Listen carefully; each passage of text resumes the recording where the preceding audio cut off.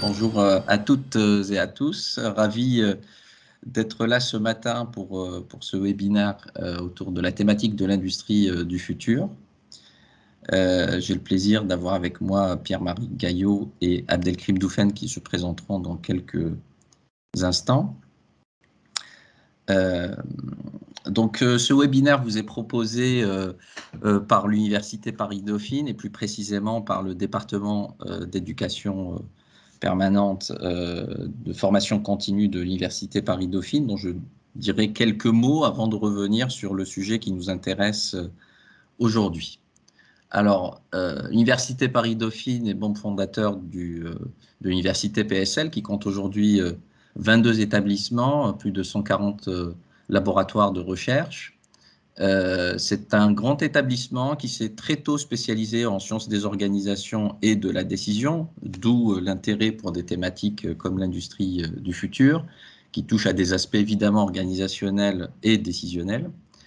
Et quelques mots concernant le département de formation continue à Dauphine, qui est un gros département qui forme plus de 4000 professionnels chaque année, 4000 professionnels diplômés dans plus de 50 formations qui vont du certificat, donc le format le plus élémentaire, à l'exécutive doctorate, au MBA qui peut s'échelonner sur plusieurs années. Voilà. Alors, ce webinaire est consacré donc à la thématique de l'industrie du futur, abordée au travers de deux prismes, ce qu'on va essayer de faire modestement ce matin, parce qu'on n'a pas beaucoup de temps. Donc deux prismes, un prisme technologique et organisationnel. Donc on va s'interroger sur les défis technologiques, organisationnels et aussi humains en lien avec cette transformation ou même cette révolution. On s'interrogera aussi sur les opportunités de business, de nouveaux business models et de performance qui sont offertes par l'industrie du futur. Donc, question très importante. À un moment, on parle de relance, de développement durable, etc. Et puis enfin, une question qui est très centrale dans l'industrie, la thématique de l'industrie du futur, une question relative à la dimension technologique, à laquelle souvent d'ailleurs l'industrie 4.0 est résumée, à tort, parce qu'il ne s'agit pas que de technologie, mais il y a cette dimension importante dont il faut parler, donc on essaiera de l'aborder. Alors, comme je disais tout à l'heure, pour m'accompagner aujourd'hui dans ce webinaire, j'ai le plaisir d'avoir à mes côtés Pierre-Marie Gaillot, membre du directoire du déploiement de la transformation des entreprises au CETIM, et Abdelkrim Doufen, directeur de la stratégie et des programmes au sein de l'Institut de recherche en technologie Systemix. Donc, je leur laisse la parole pour se présenter rapidement, puis ils auront l'occasion d'en dire un peu plus d'eux-mêmes et de leurs institutions au moment où ils prendront la parole. Peut-être Pierre-Marie? Oui, merci. Bonjour à tous. Donc, Pierre-Marie a un peu plus de 35 ans maintenant, vous le voyez sur la photo, d'expérience professionnelle basée aussi bien sur du management d'équipe que sur de la conduite de projets dans le numérique, dans la transformation en général. Une particularité, c'est que je suis reparti à la fac à 50 ans pour me reformer aux sciences cognitives. Et puis aujourd'hui, depuis une petite dizaine d'années maintenant, je dirige tout ce qui est les sujets de transformation des entreprises avec une cible particulière qui est la PME. Donc nous, on est très focus sur la PME au niveau de mon équipe. Et pour faire ça, on a créé une start-up interne pour pouvoir développer des méthodes agiles d'accompagnement des PME. Et on va vous en faire part tout à l'heure. Merci Pierre-Marie. Abdelkrim, à toi. Bonjour à toutes et à tous. Merci Mustapha pour cette introduction. Abdelkrim Doufen, je suis le directeur stratégie et programme de l'IRT Systemix. Donc j'ai prévu de vous présenter rapidement l'Institut de recherche technologique Systemix. Donc je m'occupe du maintien de la feuille de route stratégique de l'Institut pour adresser des problématiques d'intérêt pour les industriels, nos partenaires industriels, les académiques, les institutionnels avec qui nous travaillons. Donc voilà, je vais revenir sur cette mission lorsque je vais prendre la parole. Merci beaucoup.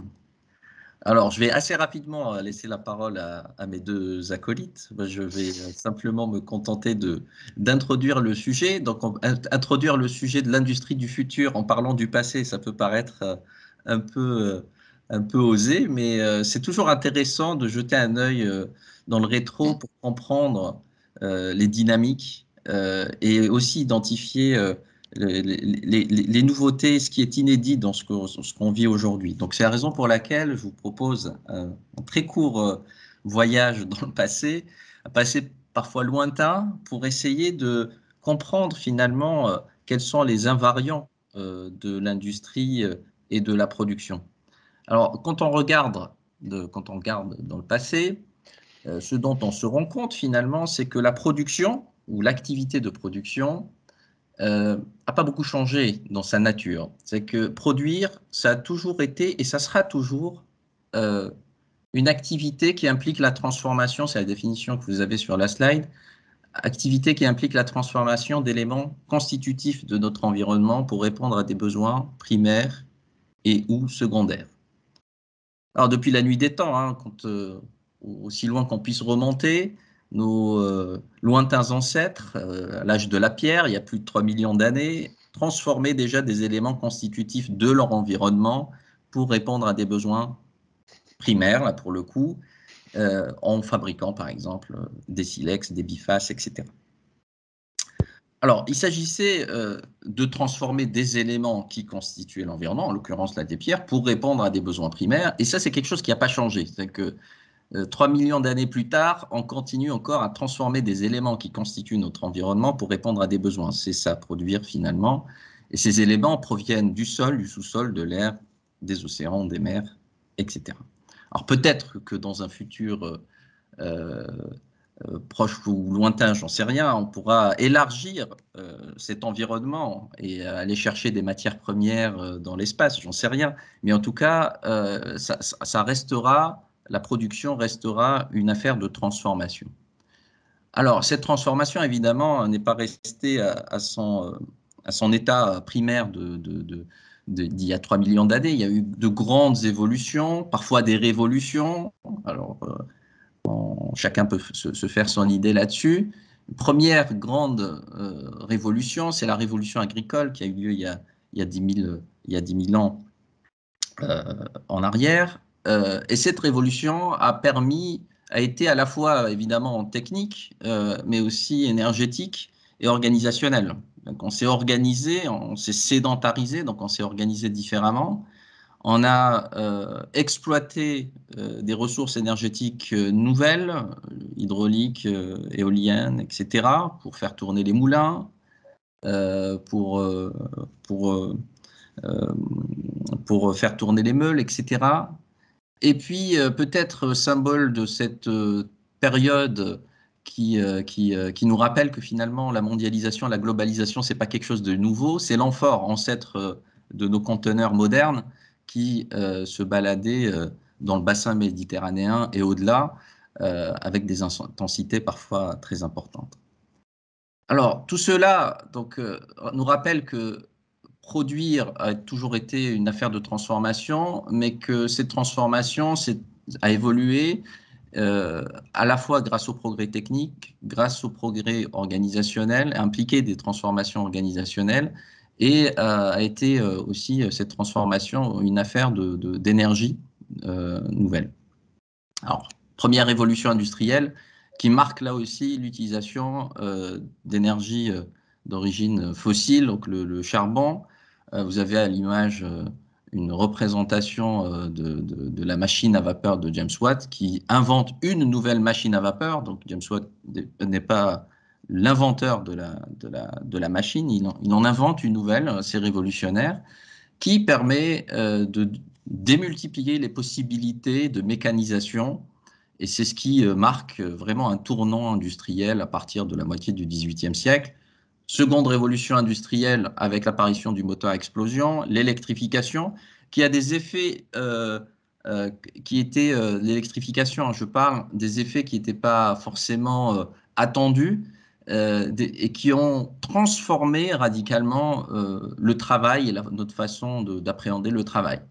L'électrification, c'est l'éclairage de nuit et la possibilité de travailler en brigade, la possibilité d'augmenter donc le rendement en machine et de faire plus de productivité. Donc cette révolution qui est symbolisée par des nouvelles technologies qui apparaissent s'accompagne aussi de transformations profondes et radicales dans les organisations, le travail et aussi la société de manière plus large.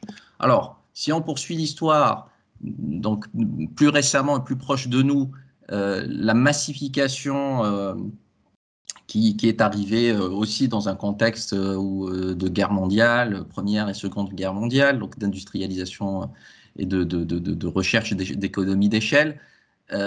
Donc cette nouvelle façon de travailler, de produire, ça a également été une révolution technologique, mais aussi organisationnelle. Donc inutile de rappeler les grandes transformations, théorisation, pardon, de ces transformations faites par Frédéric Taylor ou Taiichi Ohno avec le Toyota Production System un peu plus récemment.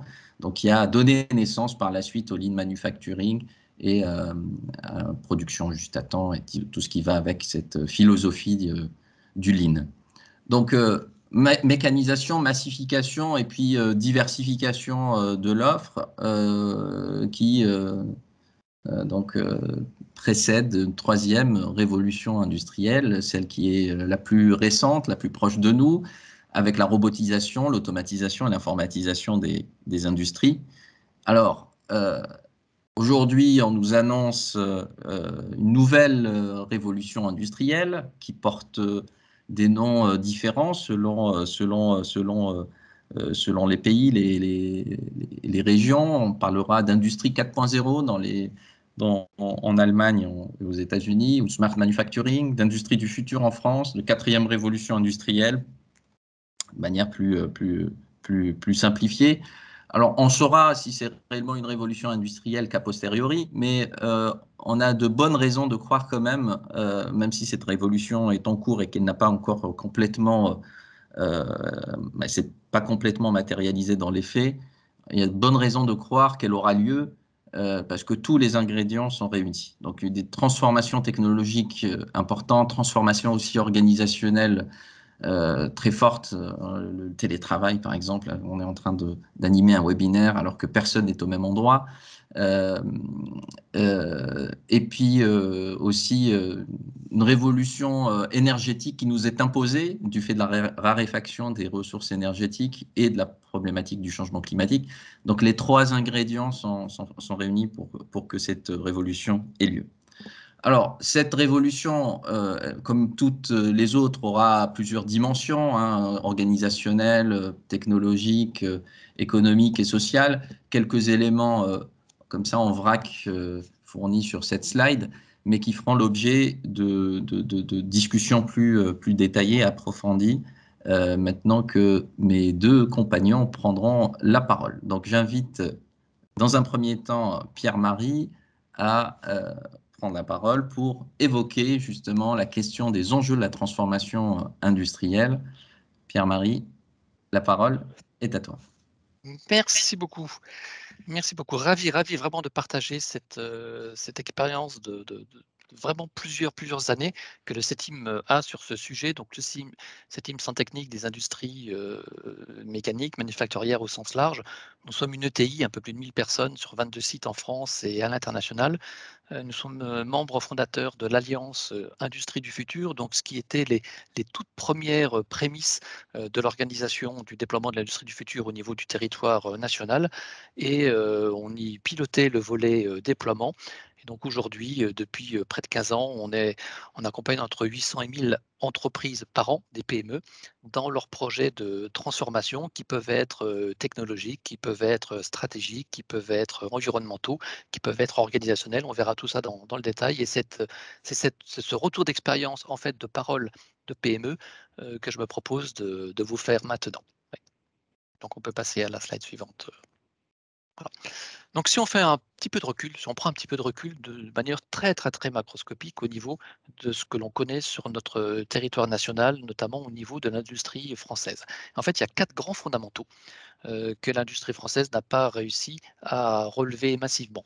Le premier, c'est la montée en gamme de l'offre produits, services, des modèles économiques pour échapper à la dictature des prix. Pourquoi je dis ça? C'est parce qu'on a toujours veillé et cherché à faire la même chose en moins cher et donc on se retrouve dans un environnement dans lequel on a des produits qui sont pas, je dirais de haut de gamme, mais plutôt de moyenne gamme, avec des coûts de production et d'organisation, dans le respect de notre modèle social qui, eux, sont haut de gamme. Donc on a un positionnement de l'offre, qui est pas franchement idéal et donc là, la montée en gamme est essentielle. Deuxième élément, c'est que nous sommes d'excellents techniciens, au niveau, français.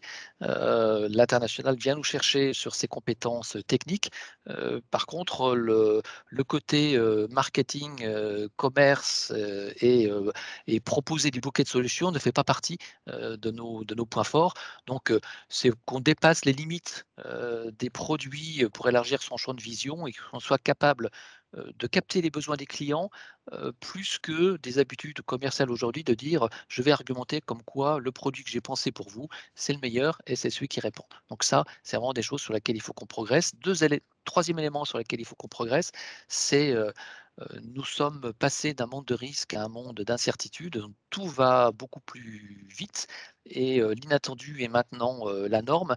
Donc il faut qu'on apprenne à s'adapter, à être en permanence en mouvement, à avoir de l'agilité aussi bien dans les compétences que dans l'organisation, que dans les choix stratégiques et les décisions. Et aujourd'hui, notre culture très, très, très ancienne, basée sur le fait que tout peut être mis en équation, ça c'est notre héritage de Descartes, bah, aujourd'hui vient être un facteur limitant et il faut qu'on s'en extrait en partie au moins. Et puis l'autre chose, c'est que on a des tas de champions mondiaux dans leur zone géographique ou technique très très très limitée. Et il faut qu'on apprenne vraiment à sortir des silos, que ce soit des silos internes qu'on va retrouver dans les organisations très hiérarchiques, que ce soit des silos externes, où aujourd'hui on s'aperçoit, on a fait de nombreux travaux sur ces sujets-là, que la frontière entre les clients, les fournisseurs et les concurrents, bah, elles deviennent de plus en plus floues. Un concurrent d'aujourd'hui peut être un partenaire de demain et redevenir concurrent après. Donc tout ça, il faut apprendre à gérer ces 4 aspects-là. Donc on résume, avoir des vendre autre chose plus cher que de s'évertuer à vendre moins cher ce qu'on fait aujourd'hui. Savoir mieux proposer son offre de service, s'organiser pour être plus rapide, bien sûr la technologie, mais aussi l'organisation et les modes de management. Et puis arrêter de penser qu'on est dans son organisation les champions du monde et qu'on sait tout faire. Donc faire réseau. Voilà. Donc tout ça, ça s'appuie sur des choses, si on prend aussi de la longue vue, il y a des grandes transformations hybrides qui existent dans la société, il y en a toujours eu et on en a aujourd'hui, donc des ruptures technologiques, la digitalisation, des questions éthiques qui sont au cœur des débats en ce moment, on en a toujours eu. La santé, l'alimentation qui est, bon, franchement depuis quelques mois, surtout pour la santé, le cœur d'un sujet. La démographie, parce que effectivement, comme le disait Mustapha, l'entreprise, elle est là pour répondre à un besoin des citoyens. Et donc, la question de la démographie est essentielle dans la chose de l'industrie du futur pour comprendre ce qui se passe. Il y a aussi des habitudes que l'on a, nous, les uns les autres, en tant que citoyens, qui est dans nos modes de consommation qui rentrent dans l'entreprise. On voit de plus en plus maintenant des commandes qui arrivent de plus en plus tard, personnalisées, qu'il faut livrer pour le lendemain. Donc il faut se préparer à cette agilité-là. Et là, les solutions de planification peuvent parfois poser leurs limites. Et puis bien évidemment, des questions d'environnement, de biens communs, de biodiversité qui sont plus que des trends aujourd'hui, elles vont se traduire d'une manière massive dans les mois et années à venir en réglementation qu'il va falloir prendre en compte au niveau des entreprises. Donc tout cela, bah, ça se résume en 6 grands marqueurs que l'entreprise doit intégrer, que ce soit la manière d'adresser le marché, notamment avec le numérique, que ce soit les nouvelles solutions technologiques, on va en parler, que ce soit la manière de s'organiser, de faire du sens, qui va en parler, l'évolution des métiers. Voilà, juste un titre. En 2020, un métier technique avait une durée de vie de 30 ans. Aujourd'hui, il a une durée de vie de 18 mois. Donc, en fait, il faut qu'on apprenne à apprendre tout au long de la vie, alors qu'on avait été habitué à dire que quand on était formé, bien formé à l'école, eh bien, on pouvait faire carrière dessus. Là, c'est quelque chose qui maintenant est complètement vole en éclats là-dessus. La transition environnementale qui devient quelque chose qui n'est plus une option, puisque c'est même des éléments clés dans l'attractivité d'une entreprise, dans les recrutements, dans le sens. Et puis, bon, vous n'êtes pas sans savoir qu'il y a des attentes fortes de nouvelles relations au travail, d'équilibre vie publique, vie privée, pardon, vie professionnelle. Et tout ça, ça impacte complètement l'organisation sur des fondamentaux très, très, très commun. On peut passer à la suite, hein, Mustapha, oui.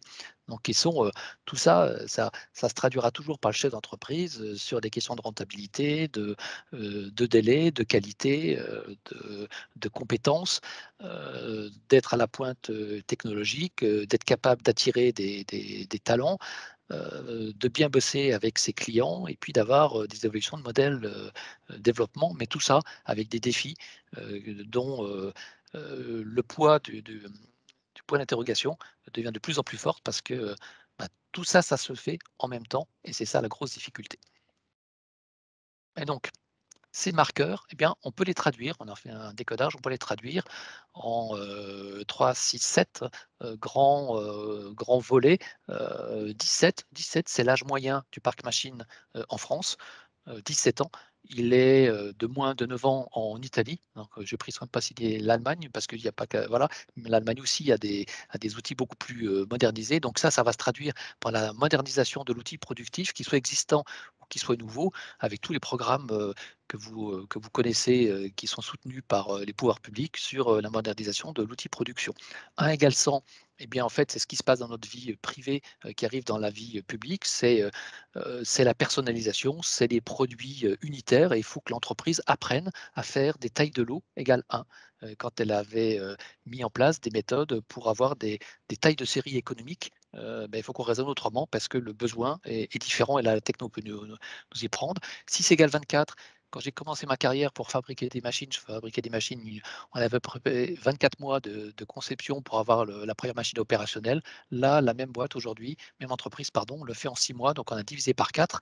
Et donc là, il y a tout qui s'accélère. Et là, des outils digitaux de processus d'ingénierie, de conception permettent de répondre à cet aspect-là. 35 égale 140, c'est comment avec 35 heures de présence d'un opérateur dans l'atelier, je fais 140 heures de pièces bonnes. Là, il y a des solutions aussi qui existent en termes d'organisation, mais aussi en termes d'automatisation, en termes de synchronisation d'équipements, en termes de maîtrise de process, en termes de prise à distance d'équipements. Donc la robotique est une des technologies qui permettent de répondre à cela. Les 1, les 0, etc., c'est que maintenant, le physique et le numérique sont complètement intégrés. On ne peut plus les dissocier l'un de l'autre. D'ailleurs, il y a presque un mot qui s'invente qui s'appelle le figital, hein, donc la somme du physique et du digital. Et donc là, tout ça, ça se traduit aussi bien au niveau d'une machine, aussi bien au niveau d'une organisation que dans un modèle économique. Et là, la question de la confiance et de la continuité numérique se pose en plein là-dessus. Supérieur à 50% en 2030, c'est plus de 50% des compétences actuelles vont changer d'ici 2030. 2030, c'est très bientôt. Ça ne veut pas dire qu'il y en a qui vont supprimer, d'autres qui vont venir, mais elles vont s'adapter. Donc, il faut que l'on apprenne régulièrement à avoir de nouveaux métiers, de nouveaux talents. Et bien évidemment, la formation initiale est importante, la formation continue l'est tout autant. Et puis, d'autres modes de transmission comme le tutorat, le parrainage deviennent complètement essentiels au niveau des entreprises avec des niveaux de responsabilisation qui deviennent de plus en plus fortes. Et puis 1833, c'est le petit dernier. Alors c'est pour ceux qui aiment l'histoire, c'est un article du Code civil qui décrit ce qu'est la fonction et la mission d'une entreprise jusqu'à il y a très très très peu de temps avant la loi Pacte. Ça, c'est Napoléon qui avait écrit cet article. Ça écrivait d'une manière factuelle, une entreprise est là pour enrichir son actionnaire. je vous assure, allez rechercher les textes d'origine, c'est quasiment écrit comme ça. Et aujourd'hui, les questions de sens, les questions de partage s'invitent complètement. Et cet article, d'ailleurs, a évolué il y a quelques temps, il y a 2 ans, au travers de ce qu'on appelle aujourd'hui la loi Pacte, avec les entreprises à mission, avec un certain nombre de choses de ce type-là. Tout ça pour dire que là, effectivement, on voit qu'il y a des questions de techno, il y a des questions d'organisation, il y a des questions de digital, il y a des questions de compétences, il y a des questions d'association de numérique dans tout ça, et puis de business model. Donc voilà le contexte dans lequel vit aujourd'hui une entreprise. Alors, si je vous le fais autrement, en regardant quelle est la mutation qui se déroule sous nos yeux, donc on va regarder le 3.0 versus le 4. Donc dans le 3.0, on était dans un monde qui était prévisible, planifié. On sort de 4 décennies de planification. Donc là, on pouvait, par la maîtrise des risques, imaginer ce qui allait se passer par le futur. Aujourd'hui, on a vu que depuis quelques années, ça fait 10 ans en réalité, mais on s'en rend compte depuis 2 ans maintenant, c'est que l'incertitude radicale apparaît comme l'élément clé. Donc l'improbable apparaît. Donc quand le monde est probabilisé, ben, la source, c'est la capacité de planification. Dans le monde d'aujourd'hui, c'est la capacité à s'adapter très rapidement, donc ce qu'on appelle le test and learn.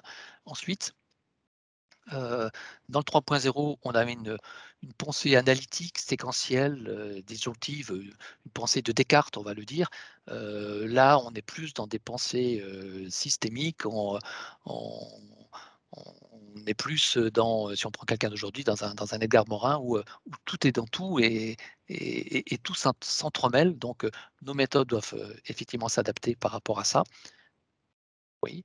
Dans le 3.0, comme on pouvait probabiliser, comme on pouvait planifier, comme on était analytique, bah, la base c'était le ROI, donc le retour sur investissement, qui était la base de décision de démarche industrielle. Aujourd'hui, si vous basez sur cet élément-là, eh bien, bon courage pour déterminer le ROI d'un équipement sur lequel vous ne savez pas forcément comment va évoluer la demande du client. Donc aujourd'hui, on est plus sur le concept de transaction unitaire qui apparaît, c'est-à-dire chaque transaction avec un client est différente. D'ailleurs, il y en a même qui théorisent ça en disant qu'on est dans l'économie de l'attention.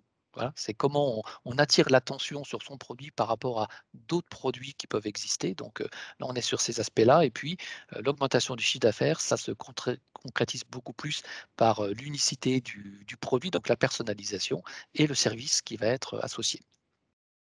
Les documents clés dans le 3.0, c'était le budget, le plan diagramme, les Gantt, les choses de ce type-là. Aujourd'hui, on est plus dans des approches par apprentissage. Et puis là, merci, il y a des académiques qui se sont vraiment penchés sur le sujet et qui sont en train de nous proposer des démarches très intéressantes pour penser la gestion de projet dans l'incertain avec des outils qui ne sont pas issus de la maîtrise des risques, donc qui sont beaucoup plus dans le cadre de ce que l'on sait faire aujourd'hui. Et, et on abordera ce point-là si vous rentrez dans le certificat. Voilà. Le management d'entreprise, c'était ce qu'on disait tout à l'heure, on recherche des économies d'échelle, on recherche des réductions de coûts sans fin, c'est-à-dire on fait la même chose en utilisant des adaptations d'organisation ou de technologie pour faire toujours la même chose moins cher.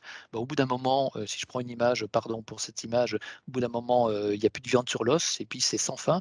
Et à la fin, c'est totalement voué à l'échec puisque on trouvera toujours moins cher ailleurs. Donc là, eh bien, il faut que l'entreprise, comme l'a dit Mustapha tout à l'heure, elle apprenne à passer de la production de masse à la personnalisation de masse, à être capable, et ça, c'est ce qui se traduit par l'équation 1 égale 100, donc faire à l'unité au même prix au même coût que ce qu'on savait faire à la moyenne série.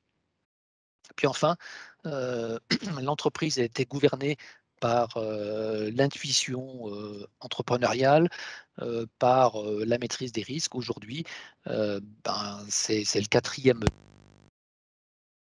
propos. Elle est ouverte à toute forme de partenariat, de leadership partagé éventuel. Donc, il faut repenser la manière de voir une entreprise qui n'est pas uniquement une entité juridique, mais qui peut être une somme de choses qui peuvent exister avec d'autres entreprises, avec des écoles, avec des centres techniques, avec des pôles de compétitivité, etc. Donc tout ça, il faut s'ouvrir dans ce monde-là et puis je vous promets que bientôt, je vous ferai une 4.0 versus 5.0. Et le 5.0, c'est notamment la question environnementale, la question carbone, la question facteur humain, qui est en train de basculer aujourd'hui encore vers quelque chose de complémentaire par rapport à ce 4.0. Voilà. Donc, si on regarde cet aspect-là, en fait, ça, c'est un travail qui a été coproduit avec des entreprises, hein, donc les 800 000 par an, là. On a au centre le stade de la transformation. Alors, pourquoi un stade? Parce que si on ne rentre pas dans le stade, on ne se transforme pas. Pour jouer, il faut franchir les portes. Et puis, il y a plusieurs portes possibles pour y jouer, donc il n'y a pas de point d'entrée unique. Et les points pour y rentrer, on voit qu'il y en a 7. Hein, et on peut y rentrer par l'évolution du développement d'entreprise, c'est-à-dire sa stratégie, son business model, utiliser les données comme source de développement économique sur des nouveaux produits. On peut y rentrer par des fondamentaux que sont l'excellence opérationnelle et ce qu'on pourrait résumer par Lean, mais ce serait franchement un résumé. Et donc tout ce qui est l'optimisation des produits et des process. On y rentre aussi par le développement de la richesse humaine, avec aujourd'hui des nécessités de responsabilisation qui s'augmentent et puis des attentes de qualité de vie au travail qui s'expriment. Mais on peut y rentrer aussi dans un volet externe par le volet environnemental, hein, que ce soit sur le carbone, que ce soit sur l'énergie, sur les matières. Vous n'êtes pas sans savoir les difficultés aujourd'hui sur ces sujets-là, mais aussi en faisant sens, et donc la place que l'entreprise va avoir par rapport à son territoire, ce qu'on appelle la responsabilité sociale et sociétale de l'entreprise. Et tout ça, ça se traduit par deux éléments qui permettent d'y répondre, mais qui ne sont pas le point de départ, qui sont la technologie, que l'on soit sur des investissements physiques, donc une machine, un nouveau procédé, une machine de fab additive, ou que ce soit sur des investissements numériques pour associer le physique et le digital à la construction de ça. Et puis, sur ces 7 axes, il y a 3 regards. Hein. Le premier regard qu'on vous propose, c'est de regarder aujourd'hui quelle est la maturité de votre entreprise par rapport à votre stratégie actuelle, donc ce qui fait que vous avez votre portefeuille de produits actuels. Ensuite, le deuxième regard, c'est de s'ouvrir à des signaux, d'être un peu plus prospectif, de s'ouvrir à des signaux qui sont en train d'arriver, donc un deuxième regard sur lequel vous vous projetez. Et ensuite, enfin, le troisième, c'est pour répondre à tout ça, quels sont les investissements à réaliser pour répondre à cette stratégie future. Donc finalement assez simple, hein. Ce modèle-là, il a été développé et mis en œuvre des centaines et des centaines de fois. Donc, en résumé, il y a de nouvelles attentes dans la société, il y a de nouvelles attentes au niveau des marchés, il y a de nouvelles attentes au niveau des citoyens. Donc, il y a de nouveaux équilibres à trouver, il y a de nouveaux paramètres à intégrer. Et si on regarde l'histoire de l'industrie depuis qu'elle existe, en fait, l'entreprise, le territoire et les hommes, il y a 3 grands volets qui permettent de réguler tout ça. Déjà, un d'entre eux, c'est les attentes du marché, c'est-à-dire ce qui se vend, ce qu'on va retrouver dans des cahiers des charges, dans des attentes, dans des besoins. Un autre élément, c'est l'impulsion qui sont faits par le choix des citoyens en ce moment. Les citoyens impactent fortement, par exemple, sur des volets de respect de la chose environnementale, et ce qui fait que les produits se décarbonent, les organisations se décarbonent, tout simplement parce que l'entreprise, elle est là pour vendre ce qui va s'acheter. Donc, l'impulsion des citoyens est aussi un levier qui fait bouger tout ça. Et puis le troisième, c'est les régulations politiques. Ça peut être des normes, ça peut être des réglementations, ça peut être des incitations, ça peut être des aides. On les connaît avec les plans de relance, avec le plan 2030, et puis aussi avec ce qu'est en train de préparer la communauté européenne, l'Union européenne, sur la question de l'environnement et du carbone. Et donc aujourd'hui, on a un modèle qui est centré sur la partie bleue de ce pulse, qui est la performance financière. C'est souvent les principaux KPI qu'on va retrouver dans les pilotages des entreprises. Et il faut qu'on apprenne à faire cohabiter trois volets. C'est la performance financière, la performance environnementale, mais aussi la performance sociale et sociétale. Et le message que je voulais vous donner en conclusion, c'est que toute révolution ou renaissance, hein, choisissez votre mot, c'est d'abord une question d'évolution de la société. Donc, il faut être en regard de ce qui se passe à l'extérieur pour être capable de bien s'adapter en interne. Voilà. On termine par quelque chose de pratico-pratique. Donc là, je vous ai fait un extrait de retour d'expérience sur un échantillon là, on doit être sur 300, les 300 dernières entreprises qui ont été accompagnées dans des plans de transformation. Et vous voyez que leur feuille de route pour 25%, c'est des choses qui vont s'appuyer sur la surveillance atelier, l'acquisition de données, la maîtrise des flux documentaires, les reporting, les MES, donc des systèmes de pilotage d'équipement. Pourquoi tout ça? Pour tout simplement savoir ce qui se passe et être capable de faire de la production à l'unité. L'autre, c'est les objets connectés et l'intelligence artificielle qui vient s'inviter dans la numérisation des métiers, dans la maintenance. Il y a un an, il y avait moins de 6% de projets qui étaient dans ces domaines-là. Aujourd'hui, on a triplé le nombre de projets dans ce volet-là en 3 ans. Donc, cette technologie, elle fait un bond de x3 en quelques mois. C'est assez fabuleux là-dessus. La robotique, toujours la robotique, c'est pour... s'il y a des financiers parmi vous, c'est pour optimiser le rendement du capital investi. Et la robotique permet d'avoir un moyen qui va fonctionner plus longtemps que la présence de l'opérateur. Et puis, dans tout ça, eh bien, il y a des choses qui reviennent, même si ce n'est pas l'industrie d'aujourd'hui, enfin du futur, c'est l'industrie d'aujourd'hui, c'est tout ce qui permet de paramétrer son système de gestion. Et puis, on voit quand même quelques investissements dans des nouveaux moyens de production ou dans des systèmes de contrôle de produits. Et ce qui régit tout ça, c'est le dernier paragraphe, Mustapha. Voilà, c'est que la tendance vers la digitalisation, il y a 5 points clés qui arrivent. C'est la nécessité de travailler l'accroissement de l'autonomie de décision dans les équipes de production, tout simplement parce que des cycles où, ce serait très en cascade, en hiérarchique, fait qu'on n'est pas dans le cycle d'attente du marché, donc on est condamné à, à- à apprendre à agir directement par l'équipe de production. Donc ça, c'est un vrai bouleversement. Tout ça, ça implique d'avoir de la transparence des données dans l'entreprise. Donc, qualification de la donnée, la pureté de la donnée, sa mise à disposition.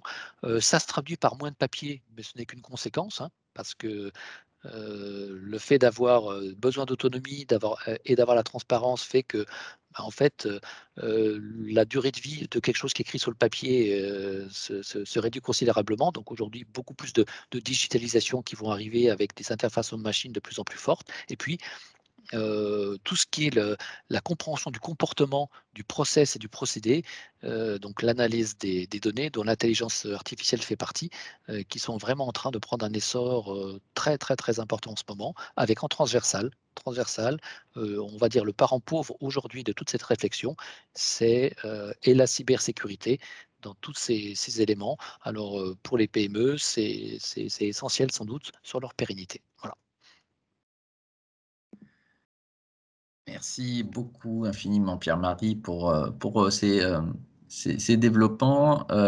Ça fait une bonne transition du coup pour aborder la dimension un peu plus technologique, puisque c'est là-dessus que tu terminais ton intervention. Sujet qui sera abordé par Abdelkrim. Je te laisse la parole, Abdelkrim, pour poursuivre donc cette discussion. Tout à fait, merci Mustapha, merci Pierre-Marie de ta présentation. Effectivement, le mot digitalisation avec lequel tu as conclu ta présentation me permet de faire la transition vers la partie défis, opportunités, défis technologiques et de l'industrie 4.0. Avant cela, donc, je vais vous parler de l'IRT Systemix en quelques mots. L'Institut de recherche technologique Systemix, notre mission principale est d'accompagner nos partenaires industriels, institutionnels et académiques dans l'accélération de la transformation numérique pour répondre à un certain nombre de besoins sociétaux, industriels, institutionnels des territoires. Toujours le slide précédent, Mustapha. Donc, notre mission dans l'écosystème, c'est d'opérer des projets de recherche et développement, principalement sur des sujets en lien avec la transformation numérique, d'où notre ADN d'institut avec des compétences en sciences de données, d'intelligence artificielle, d'optimisation, y compris recherche opérationnelle, calcul scientifique, sûreté de fonctionnement, ingénierie des systèmes, cybersécurité et IoT. Toutes ces sciences, en fait, nous permettent d'adresser des problématiques tirées par des cas d'usage industriels, dans lesquels on s'intéresse à des problématiques mobilité et transport autonome, industrie du futur, environnement, développement durable, défense et sécurité, et aussi santé et numérique. Nous avons une centaine de partenaires industriels, grands groupes PME et start-up, et une trentaine de partenaires académiques qui interviennent dans nos projets tirés par les cas d'usage, comme je viens de le dire. Donc, qui dit digitalisation ou transformation digitale, c'est l'opportunité de l'industrie 4.0, mais qui pourrait devenir rapidement un risque si on ne sait pas le gérer, si on ne sait pas l'exploiter, si on ne le maîtrise pas. Mais avant de vous présenter les slides sur les défis technologiques, j'aimerais qu'on partage le référentiel, qu'est-ce qu'on appelle un système industriel. Donc, un système industriel, c'est un système qui permet de produire un système. Et le système industriel, du coup, s'intéresse à la fois à la conception du système, à la compréhension des besoins des utilisateurs finaux, à la conception du système, à la validation de ce système, à sa qualification, à son homologation, certification éventuellement, à son opération, à sa maintenance et aussi à son recyclage. Donc, lorsqu'on parle de système de production fait partie du système industriel dans son ensemble, et il y a aussi d'autres phases dans le système industriel, en plus de système de production, qui est la logistique entrant, la logistique de distribution, etc.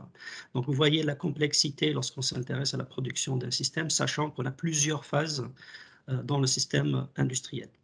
Ces phases étaient à un moment donné déconnectées, mais de plus en plus avec l'avènement des IoT, cette phase devient connectée. Donc, Pierre-Marie parlait d'incertitude, parce qu'effectivement, on a un certain nombre d'incertitudes lorsqu'on produit un système, sauf qu'avec les feedback loops ou les retours, par exemple, du marché, rapidement, le time to market devient très rapide.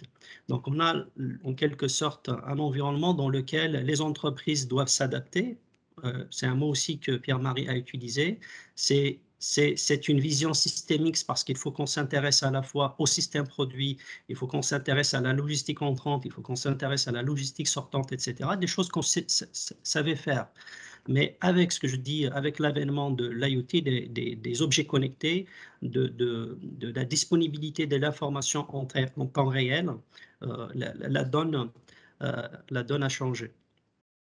Et vous voyez sur ce slide, en fait, dans le cadre, par exemple, d'une entreprise ou d'un constructeur aéronautique, vous voyez qu'il y a plusieurs composants qui constituent le produit final. Et ces composants, en fait, sont produits dans différentes usines partout dans le monde. Et puis, pour la production de ces sous-systèmes, en fait, on fait appel à d'autres entreprises qui fournissent un certain nombre de composants qui ne sont peut-être pas sur le même site, etc. Donc, vous voyez aussi une logistique, une complexité de la logistique associée à la production d'un système qui est très, très complexe. Donc, dans ce que je vais présenter aujourd'hui, je vais m'intéresser au système de production et je ne vais pas revenir sur les phases industrie 1.0, 3.0, puisque Pierre-Marie et Mustapha ont beaucoup disons, partager des éléments par rapport sur ces phases. Et l'industrie 4.0, pour résumer, c'est le fait qu'il y a des systèmes cyberphysiques, des systèmes interconnectés, et des systèmes, disons, dans lesquels il y a une complexité systémique, il y a une sorte d'interconnexion de quasiment toutes les phases du système industriel qui font que nous avons certaines informations de données qui peuvent nous aider à améliorer le système produit et tenir compte des contraintes environnementales. Donc le slide suivant, ça c'est pour vous dire que l'industrie 4.0, c'est une phase dans l'évolution de l'industrie qui bien évidemment s'intéresse à des problématiques de type ordonnancement, de type robotisation, de type intégration, etc. Par contre, en plus de ces opportunités ou de ces sujets qu'on s'est traités dans les anciennes industries, disons des choses comme ça, on a cette opportunité d'avoir des données supplémentaires grâce aux objets connectés. Et ces données qu'on arrive à collecter tout au long du cycle de vie du système industriel ne nous permettent aujourd'hui de prévoir une production customisée ou une personnalisation de masse, comme l'a expliqué Pierre-Marie dans sa présentation, dans des délais raccourcis et des coûts identiques ou voire moins à ceux d'une production en grande série. Voilà, donc grosso modo, l'opportunité qu'apporte l'industrie 4.0 qu'il faut savoir maîtriser pour qu'on puisse en tirer le maximum d'intérêt. À défaut, on se retrouve dans la situation de subir cette opportunité qui devient dans ce cas du coup un risque qui pourrait nuire au bon fonctionnement de l'entreprise. Les technologies en jeu, j'ai repris ce slide aussi qui synthétise grosso modo les technologies en jeu. Effectivement, il y a de plus en plus de données, donc il faut arriver à gérer ces données, notamment à travers des clouds. Ensuite, il faut sécuriser ces données.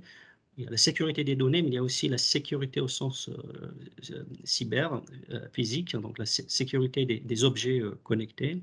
Il y a aussi la blockchain aussi comme technologie qui est utilisée pour un certain nombre d'usages, notamment pour la sécurisation des échanges. Il y a la réalité augmentée aussi qui arrive comme étant un enjeu, plutôt un défi ou une opportunité qui pourrait améliorer le fonctionnement dans une usine, par exemple. La production additive ou la fabrication additive, au lieu d'attendre en fait une pièce qu'on a l'habitude d'acheter quelque part dans le monde à 6000 km, on pourrait envisager avoir une imprimante dans l'usine qui produirait cette pièce, par exemple. La simulation avancée qui réduit aussi le ticket d'entrée ingénierie, donc en faisant un certain nombre de simulations, on peut a priori identifier des situations à risque, par exemple, et on améliore la conception de notre produit final.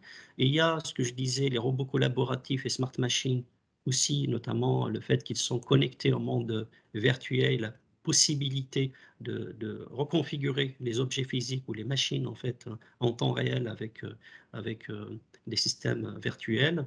L'Internet industriel, de plus en plus d'usines interconnectées. Moi, j'ai eu l'opportunité de visiter un centre de contrôle dans un pays européen depuis lequel en fait on opérait le système énergétique d'un pays asiatique.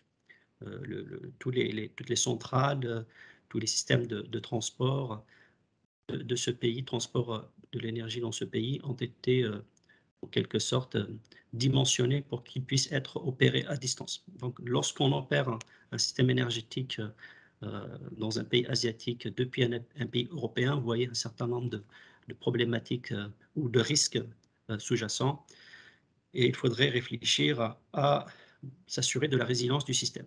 Le big data, l'intelligence artificielle, pareil, le fait qu'on dispose de la donnée en temps réel, d'une donnée disponible qu'on peut exploiter pour augmenter, par exemple, les processus de conception des systèmes ou aussi pour avoir une analyse d'un marché très fine pour adapter ou personnaliser les produits.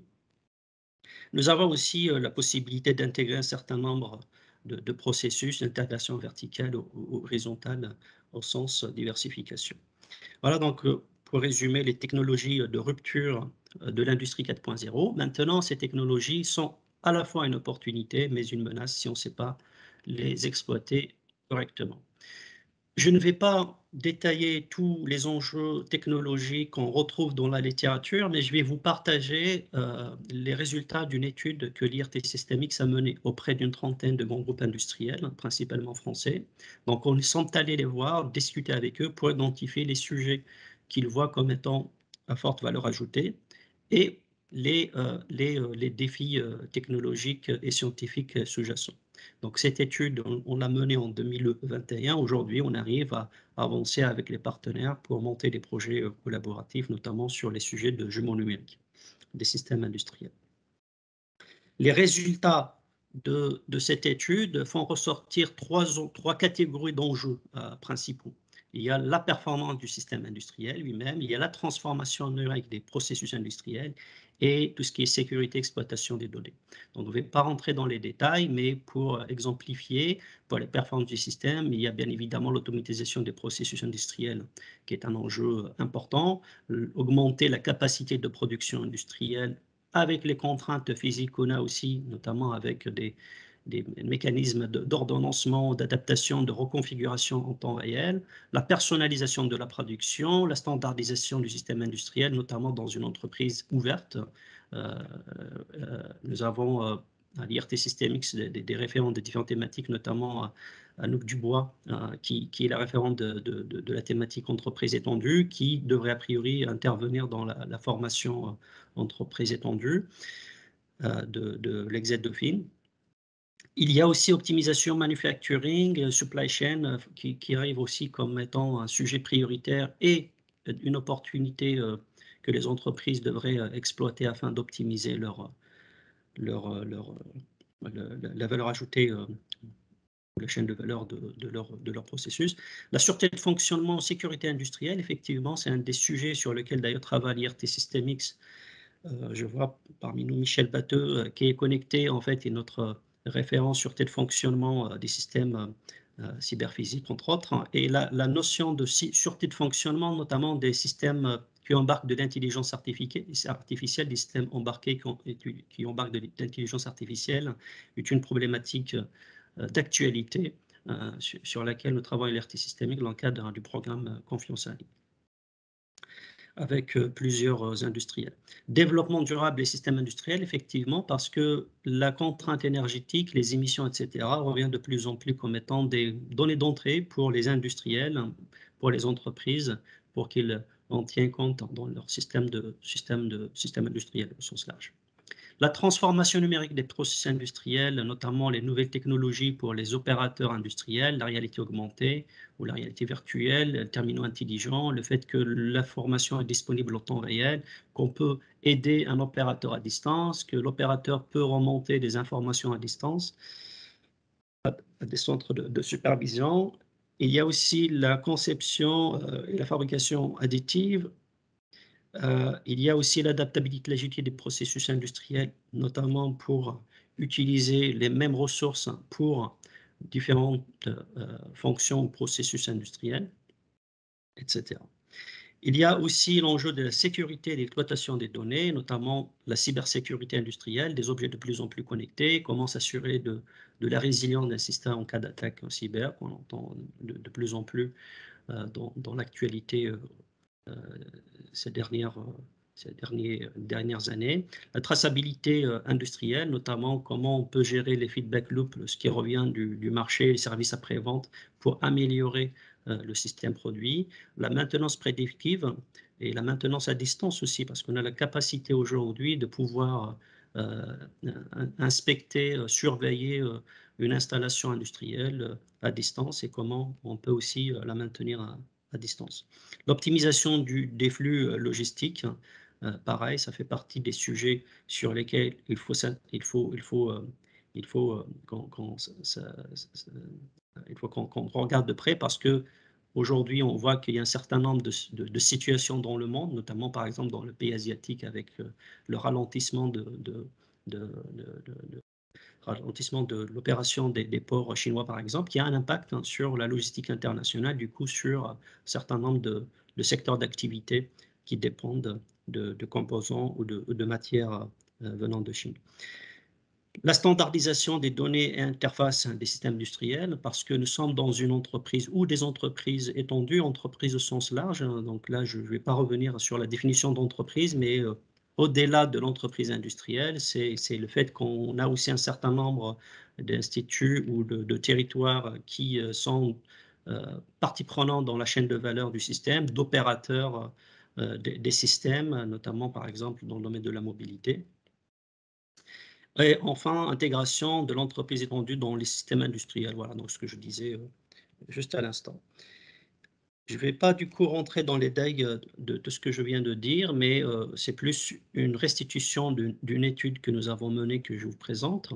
Donc la synthèse des défis technologiques identifiés, si on peut les résumer en une dizaine de points: la standardisation industrielle à l'ère des objets connectés, la sûreté de fonctionnement en cybersécurité industrielle, l'ergonomie et facteurs humains en environnement industriel, l'évolution des systèmes legacy de gestion des systèmes industriels, certification, qualification des processus industriels, jumeaux numériques et simulation d'ensemble du système industriel. Et sur ce point précis, il y a, je pense, Xavier Laurent parmi nous, qui est le référent de la thématique et qui est en train d'avancer avec un certain nombre de partenaires industriels pour monter un programme autour des jumeaux numériques des systèmes industriels. Et bien évidemment, la maturité et l'écoute de la technologie, sachant que on doit adapter le système de production au fur et à mesure que la technologie évolue. Donc, il faut trouver l'équilibre entre ce qu'on doit investir aujourd'hui, ce qu'on pourrait investir dans quelques mois ou quelques années, parce que la technologie évolue. Donc, il faut aussi être proactif. Maturité des technologies d'intelligence artificielle pour l'industrie, notamment la confiance qu'on peut accorder à ces technologies dans les systèmes critiques. Et enfin, la gestion du changement d'environnement industriel qui est revenu comme un des défis technologiques lors de cette étude. Voilà, donc je ne vais pas présenter d'autres. On a déjà pas mal de défis à adresser. Encore une fois, ils sont à la fois des opportunités, mais il faut arriver à les gérer, à bien les maîtriser. Et c'est un peu aussi l'objectif d'un institut comme l'IRT Systemix pour accompagner les partenaires industriels à les adresser. Je pense que voilà, donc c'était ma dernière slide. Et j'ai essayé de faire en sorte à ce qu'on garde 5 minutes pour les questions-réponses, Moustapha. Merci Abdelkrim. Oui, c'est toujours le fardeau du dernier présentateur, c'est qu'il a la charge de présenter, de rattraper le retard des autres. Donc, tu as réussi à garder quelques minutes pour les questions. Donc, s'il y a des questions, je ne sais pas si on a des questions déjà dans le chat.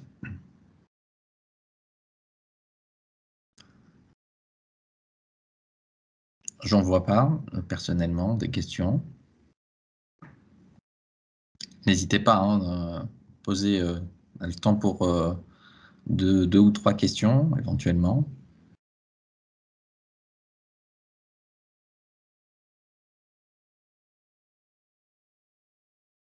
S'il n'y a pas de questions, moi, je peux jouer le rôle de... Ah, il y a une main qui s'est levée furtivement.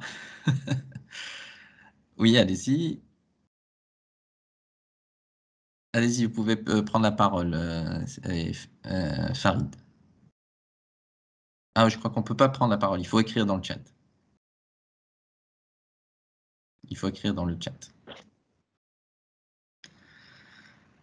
Alors, il y a une question de Louvoin Richard. Dans les 8 défis technologiques identifiés, aucun ne porte sur les problèmes environnementaux. Est-ce volontaire ou ne croyez-vous pas que ces problèmes puissent avoir au moins en partie des solutions technologiques?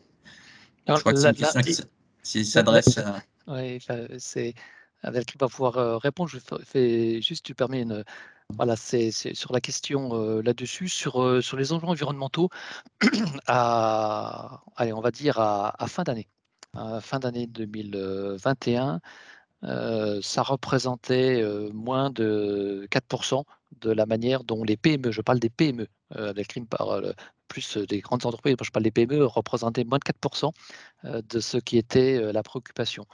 On voit en termes de signaux faibles, qui pour nous sont des signaux extrêmement forts, c'est que sur ces dernières semaines, systématiquement, la question carbone et énergie s'invite dans le débat.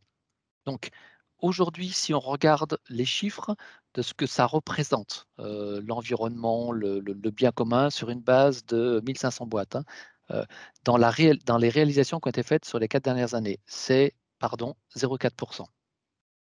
Si on regarde ce que ça représente dans les dernières semaines en termes de préoccupation, ça redevient systématique. Donc il y a un mouvement de fond qui est en train de se faire au travers de ce sujet-là. C'est porté par, encore une fois, le triptyque des marchés, des citoyens et des pouvoirs publics qui mettent l'accent sur ces sujets-là. Et dans les mois à venir, dans les mois et années à venir, ça va être un sujet qui va être systématique, puisqu'il y a toute une batterie de réglementations qui sont en train de se mettre en place, qui vont conduire les entreprises, qu'elles le souhaitent ou pas, à s'intéresser à cette question. Merci. Peut-être un complément. Oui, je voulais effectivement, c'est une question très, très pertinente. C'est la raison pour laquelle je viens de partager un lien vers un article qui a été partagé très récemment par la direction générale de l'Institut sur l'importance de la décarbonation des systèmes des entreprises au sens large. Et donc, si je ne le présente pas parmi les 8 viraux là que j'ai présentés, parce que ce que je disais, en fait, moi, je fais une restitution d'une étude, et avec bien évidemment ce qui a été dit et ce qui a été présenté par nos interlocuteurs. Mais je suis d'accord avec vous, bien évidemment, l'environnement, les contraintes environnementales sont très très importantes et ça fait partie aussi effectivement des données d'entrée, je l'ai dit dans l'explication, à prendre en compte dans la conception, dans l'opération d'un système donné. Donc je viens de vous partager le lien vers cet article, sachant aussi l'objectif aujourd'hui, c'est juste vous présenter les grandes lignes ou les grands défis sur lesquels on va s'attarder lors de la formation Exedophile du mois d'avril. Donc si vous avez d'autres questions, bien évidemment, je pense que les personnes qui vont intervenir pour assurer cette formation auront des éléments de réponse à vous apporter. Maintenant, par rapport à la question est-ce qu'il faut qu'on ait une vision systémique, c'est un peu aussi l'objectif ou la mission, la raison d'être de l'IRT systémique, c'est d'arriver à concevoir des systèmes avec cette vue holistique, donc s'intéresser pas que à une partie d'une chaîne de valeur d'un système donné, mais à sa chaîne de valeur complète. Je donne l'exemple from the farm to the fork. Là, si on s'intéresse à un système agroalimentaire, s'intéresser à la fois à la ferme jusqu'à l'assiette. Et c'est dans la chaîne de valeur d'un produit alimentaire. Et pareil pour les systèmes industriels, en tout cas, ce que préconise l'IRT systémique dans les approches de conception, c'est d'avoir cette vision d'ensemble, une vision holistique.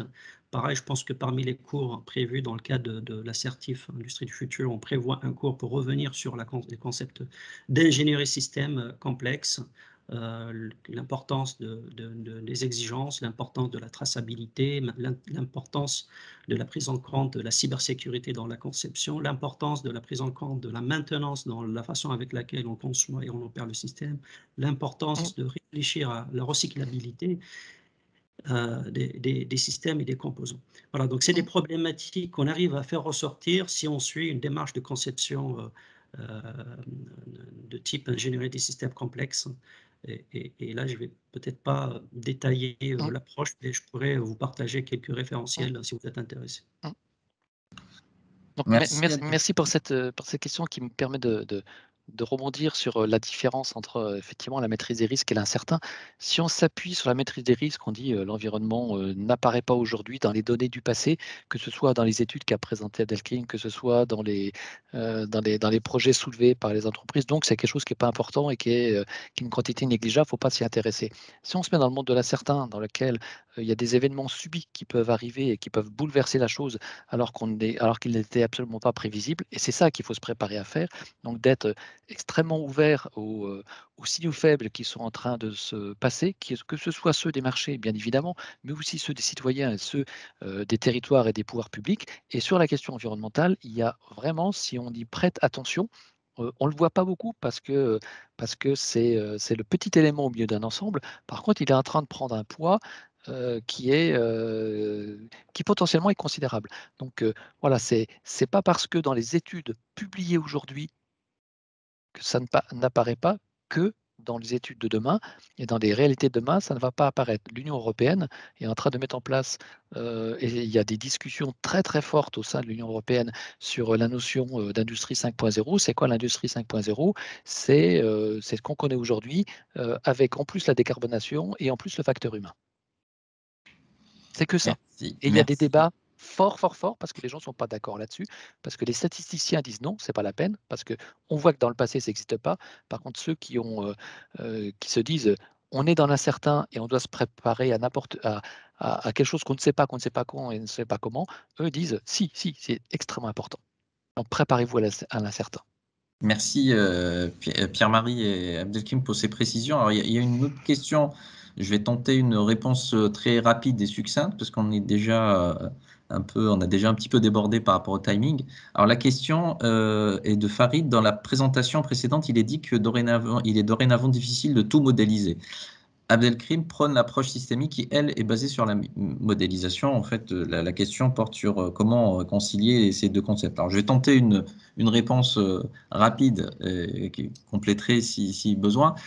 L'idée, en fait, c'est la raison pour laquelle on a essayé d'aborder le sujet à travers à la fois un prisme technologique, organisationnel, social, économique, c'est de dire qu'aujourd'hui, enfin, même s'il est difficile de tout modéliser, certes, mais c'est pas une raison pour y renoncer, et c'est surtout pas on est dans un contexte où la modélisation, la mise en équation, c'est le terme utilisé par Pierre-Marie tout à l'heure, n'est pas la panacée. C'est le fait d'en prendre conscience qui a changé. C'est de se dire, c'est un effort qu'il faut poursuivre. Il faut même démultiplier l'effort pour aller vers des modèles plus précis, plus holistiques, plus systémiques, mais tout en gardant en tête que ça sera de toute façon pas suffisant et que derrière, il y a tout un tas de paramètres et de variables à prendre en considération qui sont d'ordre économique, social, environnemental et managérial. Et c'est tout l'enjeu, et ça me permet du coup de conclure, si vous me permettez, sur ce webinaire. C'est tout l'enjeu. Alors, il y avait un peu de teasing pendant les présentations de Pierre-Marie et d'Abdelkrim. L'enjeu du certificat qu'on envisage de mettre en place à Dauphine en partenariat avec l'IRT Systemix autour de ces questions-là. Donc le certificat en question, alors là je fais un petit peu de publicité, va être lancé en avril sur une dizaine de jours de formation. Plus d'informations donc prenez une photo, une copie d'écran si vous le souhaitez. Donc plus d'informations sur le site du certificat. Pour se faire une idée du contenu. Donc là, ce qu'on a voulu vous proposer, c'est un échantillon, un aperçu de ce qui va être abordé comme sujet thématique dans le cadre de ce certificat. Donc si le webinaire vous a intéressé, le certificat vous intéressera aussi, donc n'hésitez pas, soit aller sur le site du certificat ou prendre directement contact avec notre référente administrative, Christelle Masson, dont le mail apparaît sur l'écran. Autre information, donc concernant toujours ce certificat, il y aura une réunion dédiée au certificat le 8 mars 2022 à 18 h. Donc prenez date si vous souhaitez vous inscrire. Il y a un lien qui sera disponible sur le site internet. Donc n'hésitez pas à revenir vers nous si vous souhaitez avoir de plus amples informations.